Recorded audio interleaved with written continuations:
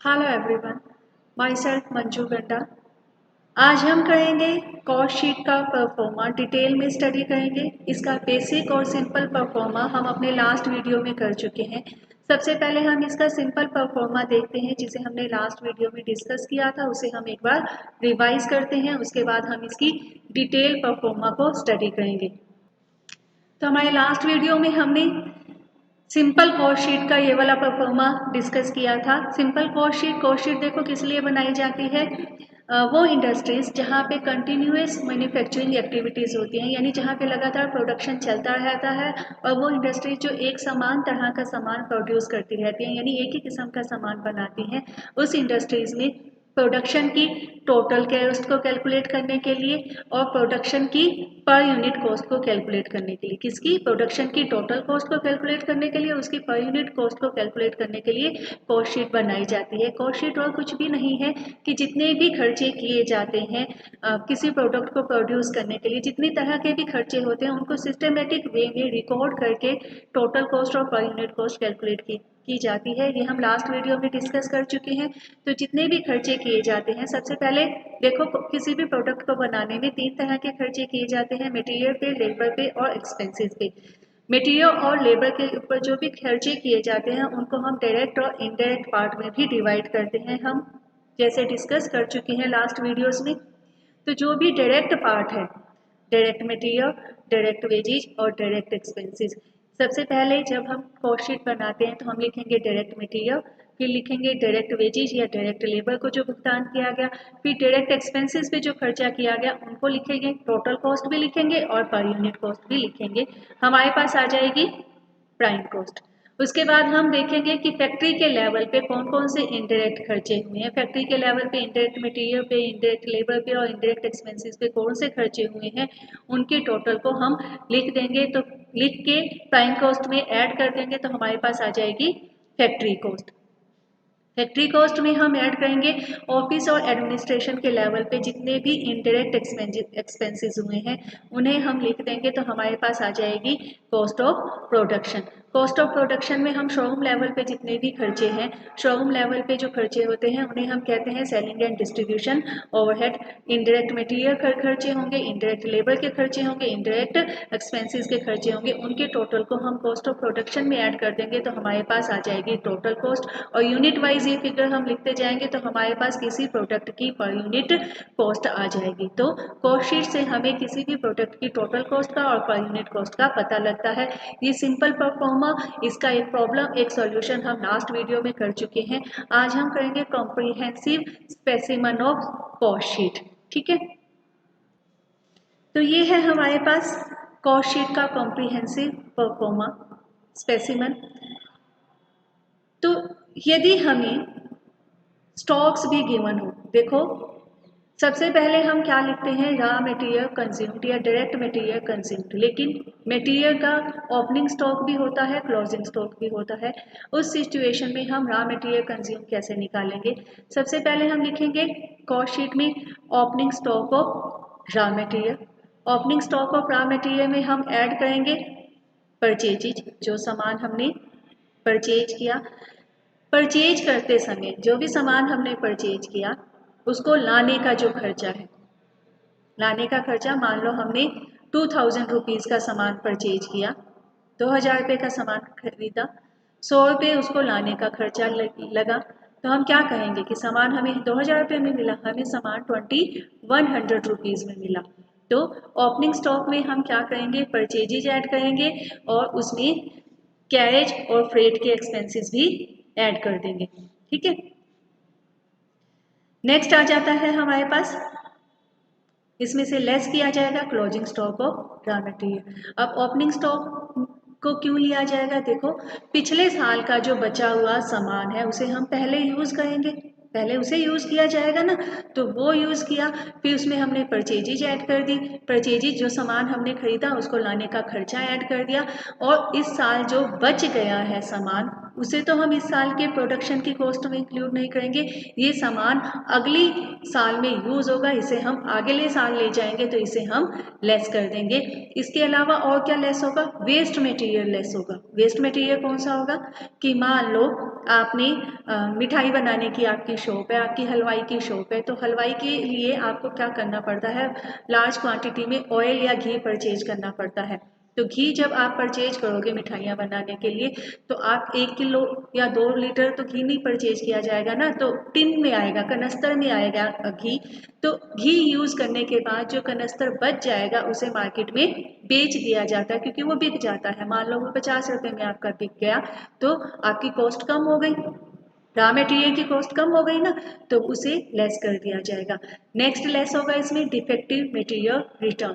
Defective material return कौन सा होगा, कि सामान आपने मंगवाया, सप्लायर ने आपके पास सामान भेज दिया, लेकिन उसमें से कुछ सामान डिफेक्टिव निकला, खराब निकला, तो आप उसे वापस कर दोगे, उसे भी आप मटेरियल की कॉस्ट में से लेस कर दोगे। तो अब हमारे पास आ जाएगा cost of raw material consumed. क्या आ जाएगा अब हमारे पास, cost of raw material consumed, ये आ गया हमारे पास। ठीक है, तो cost of raw material consumed हमने कैसे निकाला, हमने लिया सबसे पहले opening stock of raw material, इसमें परचेजेज ऐड की, इसमें फ्रेट एंड कैरीज ऐड किया, लेस किया closing stock of raw material, less किया यदि कोई वेस्ट मटेरियल बच गया था, लेस किया कोई डिफेक्टिव मटेरियल हमने वापस कर दिया, वो लेस किया, तो हमारे पास आ जाएगा cost of raw material consumed. ठीक है, अब वेजेज का तो कोई स्टॉक होता ही नहीं, सबसे पहले हम डायरेक्ट मटेरियल लेते हैं, फिर हम क्या लेते हैं, डायरेक्ट वेजेज लेते हैं। डायरेक्ट मटेरियल और डायरेक्ट वेजेज के बाद डायरेक्ट वेजेज लेंगे। डायरेक्ट वेजेज का कोई स्टॉक नहीं होता, क्योंकि स्टॉक सिर्फ मटेरियल का होता है, ना तो एक्सपेंसेस का स्टॉक होता है ना वेजेज का स्टॉक होता है। तो डायरेक्ट वेजेज जितनी हमें दी हुई है, जिसे हम प्रोडक्टिव वेजेज भी कहेंगे, वो ले लिए जाएंगे। इसके बाद डायरेक्ट एक्सपेंसेस या चार्जेबल एक्सपेंसेस ले लिए जाएंगे, तो हमारे पास क्या आ जाएगी, प्राइम कॉस्ट आ जाएगी। पर यूनिट फिगर भी आप कैलकुलेट करके यहाँ लिखते जाओगे, तो पर यूनिट आपके पास प्राइम कॉस्ट आ जाएगी, टोटल प्राइम कॉस्ट भी आ जाएगी और पर यूनिट प्राइम कॉस्ट भी आ जाएगी। अब देखो, प्राइम कॉस्ट निकालने के बाद हम क्या ऐड करते हैं, फैक्ट्री ओवरहेड ऐड करते हैं। फैक्ट्री ओवरहेड या वर्क ओवरहेड ऐड किए जाएंगे। फैक्ट्री ओवरहेड या वर्क ओवरहेड में क्या क्या आ जाएगा, फैक्ट्री के लेवल पे जितना भी इंडायरेक्ट मटेरियल लगा है, जितना इंडायरेक्ट लेबर लगा है, या जितने इंडायरेक्ट एक्सपेंसेस लगे हैं। फैक्ट्री के लेवल पे इंडायरेक्ट मटेरियल कौन सा लगा होगा, जैसे ग्रीस है, फ्यूल है, ये लगा होगा। इंडायरेक्ट लेवल क्या लेबर कौन सी होगी, देखो वो वर्कर जो सीधा सीधा प्रोडक्शन में इन्वॉल्व नहीं है, जैसे वॉचमैन है, स्टोर कीपर है, सुपरवाइजर है, इनको जो रेम्यूनरेशन दिया वो इंडायरेक्ट लेबर में आ जाएगा। इंडायरेक्ट एक्सपेंसेस तो बहुत सारी तरह के होते हैं फैक्ट्री में, फैक्ट्री का रेंट है, फैक्ट्री का डेप्रिसिएशन है, मशीन्स का डेप्रिसिएशन है, मशीन्स के रिपेयर एंड मेंटेनेंस के खर्चे हैं, ये सारे इंडायरेक्ट एक्सपेंसेस में आ जाएंगे। तो फैक्ट्री लेवल पे जितने भी इंडायरेक्ट मटेरियल लगा है, इंडायरेक्ट लेबर लगा है, इंडायरेक्ट एक्सपेंसेस लगे हैं, वो सारे एक्सपेंडिचर्स फैक्ट्री ओवरहेड में आते हैं, इसे हम प्राइम कॉस्ट में ऐड कर देंगे।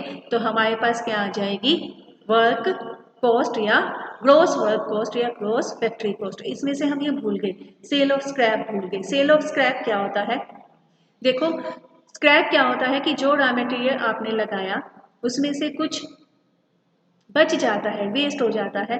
जैसे आपका फर्नीचर बनाने का बिजनेस है, फर्नीचर बनाने का बिजनेस है, आपने लकड़ी से टेबल्स बनाई, लकड़ी से जब आप टेबल्स बनाते हो तो टेबल्स की कटिंग के टाइम जब आपने लकड़ी को काटा तो कुछ लकड़ी के छोटे छोटे टुकड़े बच जाते हैं, छीलन बच जाती है लकड़ी की, वो क्या आ जाता है, स्क्रैप। यदि उसे आप, क्योंकि स्क्रैप को आपने बाजार में बेचा तो उससे आपको पैसे मिले होंगे, उससे आपकी कॉस्ट कम हुई होगी।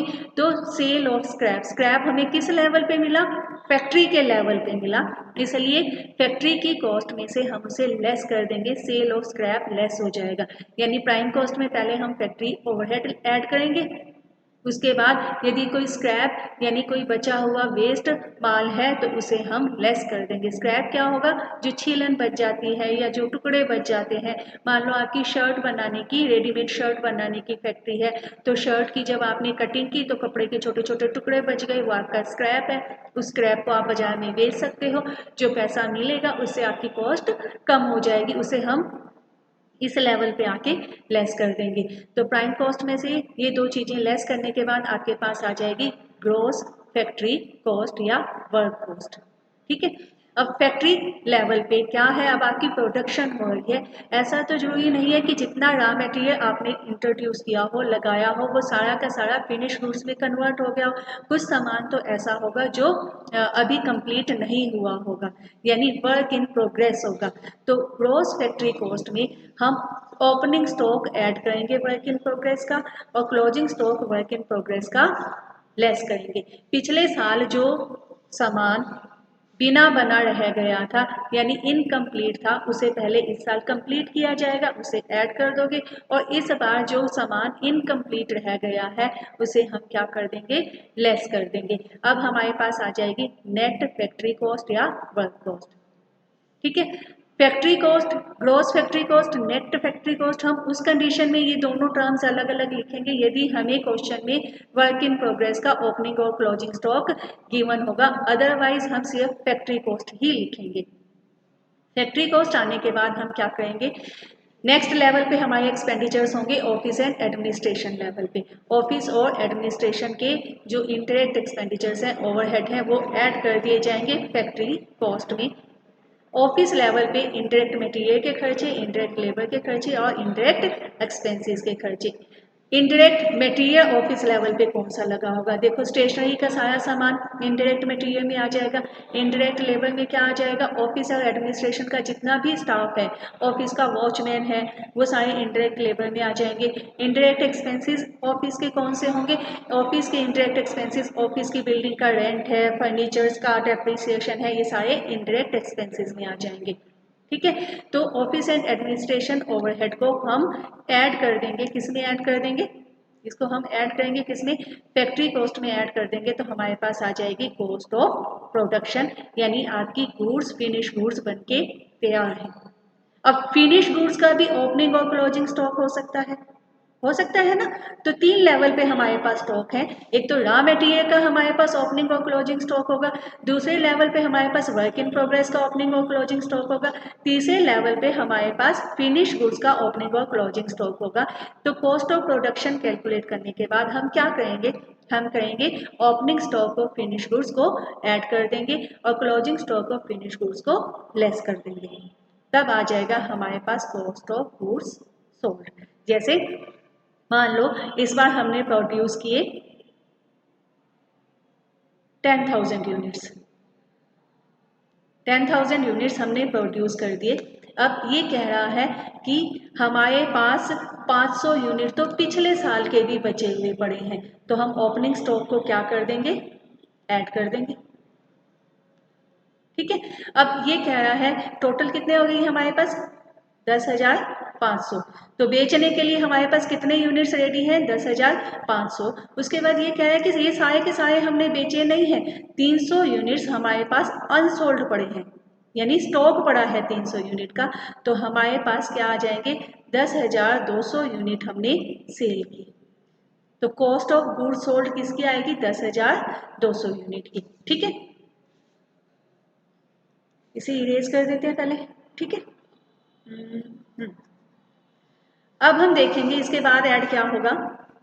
इसके बाद ऐड होगा कॉस्ट ऑफ गुड्स सोल्ड में selling and distribution overhead. Selling and distribution overhead भी 3 लेवल पे होंगे, इंडायरेक्ट मटेरियल, इंडायरेक्ट लेबर और इंडायरेक्ट एक्सपेंसेस। इंडायरेक्ट मटेरियल जो आपने ब्रोशर्स वगैरह बांटे, फ्री सैंपल बांटे, वो इंडायरेक्ट मटेरियल में आ जाएंगे। इंडायरेक्ट लेबर ब्रोशर्स जितने भी आपने बांटे, ठीक है, वो आ जाएंगे। इंडायरेक्ट लेबर सेल्समैन या जो भी आपका स्टाफ है, शोरूम का वॉचमैन है, उसकी जो खर्चे दिए वो आपके इंडायरेक्ट लेबर में आ जाएंगे। इंडायरेक्ट एक्सपेंसेस शोरूम के सारे खर्चे, उसका रेंट है, उसकी डेप्रिसिएशन है, वो इंडायरेक्ट एक्सपेंसेस में आ जाएंगे। कॉस्ट ऑफ गुड्स सोल्ड में हम सेलिंग एंड डिस्ट्रीब्यूशन ओवरहेड को ऐड कर देंगे, तो हमारे पास आ जाएगी cost of cell.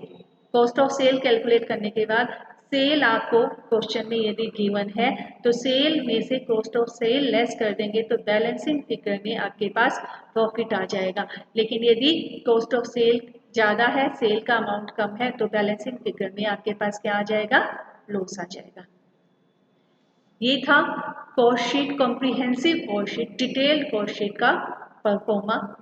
Next video में इससे रिलेटेड हम एक प्रॉब्लम और उसका सॉल्यूशन करेंगे। तब तक के लिए थैंक यू।